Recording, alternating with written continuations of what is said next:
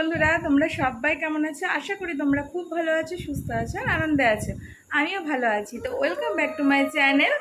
আর আজকে হলো জন্মাষ্টমী, মানে আজকে হলো সোমবার। তো সবাইকে জানাই জন্মাষ্টমীর অনেক অনেক ভালোবাসা আর অভিনন্দন। তো এখন হলো তোমার সন্ধে 7:30। আর এখন থেকে আমি আমার ব্লগটা স্টার্ট করছি। আজকে সারাদিন কোনো ব্লগ করে করে ওঠা হয়নি। তো এখন ভাবলাম অনেকের ঘরেই আজকে তো তালের বড়া, মানে প্রত্যেকের ঘরেই হচ্ছে বলতে গেলে। আর তো আমারও ইচ্ছে হয়েছে আজকে একটু তালের বড়া বানানো। তো চলো আজকে তালের বড়াটা আমি কি করে বানাই সেটাই তোমাদের সঙ্গে শেয়ার করব। আর আমি বেসিক্যালি কোনো রান্না সেরকম শেয়ার করি না, তো জানি না তোমাদের কাছে কিভাবে প্রেজেন্ট করব। তো চলো যেটুকুনি পারবো আমি তোমাদের সঙ্গে আমার তালের বড়ারে কিভাবে কিভাবে বানাই সেটা তোমাদের সঙ্গে তুলে ধরবো। তো চলে এসো, দেখতে থাকো।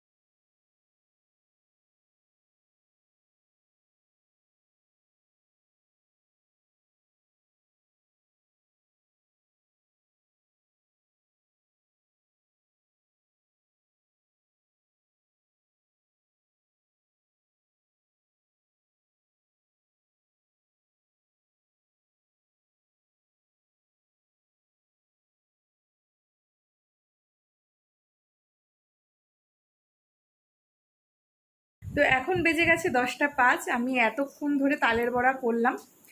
তো তোমরা দেখিয়ে নিলে তালের বড়াটা কেমন হয়েছে। আর এটা হলো আমার সেকেন্ড টাইম করা তালের বড়াটা।